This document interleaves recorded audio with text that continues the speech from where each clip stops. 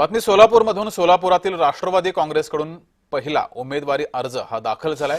आष्टी जिल्हा परिषदेमध्ये राष्ट्रवादीकडून विजयराज डोंगरे यांना उमेदवारी देण्यात आली आहे। मोहोळ शहरातून रॅली काढत उमेदवारी अर्ज भरलाय।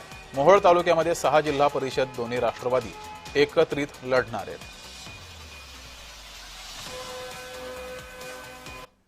केंद्र आहे आणि काय आव्हान असणार आहे या जिल्हा परिषदेच्या निवडणुकीत? कारण पक्षाकडून आव्हान तर तसं काही नाहीच आहे। आता अजितदादांसारखे नेते आमच्या पाठीशी ठामपणानं उभे आहेत, त्यामुळे आव्हान असं काही निवडणुकीत नाही। आणि माझ्या मतदारसंघातली जनता ही खूप शून्य जनता आहे। त्यांनी मी केलेल्या 5 वर्षाच्या कामाची पोचपावती मला निश्चितपणानं ते देतील।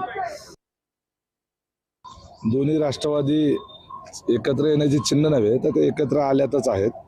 आणि सोलापूर जिल्ह्यामध्ये तुतारी चिन्हावर निवडून आलेले राष्ट्रवादी काँग्रेस पार्टीचे 4 आमदार आहेत आणि या 4ही मतदारसंघामध्ये निश्चितपणे राष्ट्रवादीचं घड्याळ तर असेल नाही तर तुतारी तर असेल अशा पद्धतीनं, किंवा राष्ट्रवादीचं घड्याळ आणि तुतारी मिक्स असेल अशा पद्धतीचं समीकरण तिथं दिसेल।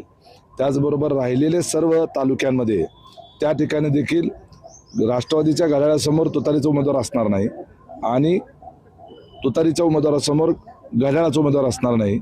त्या पद्धतीचं जागा वाटप त्या ठिकाणचं होणार आहे।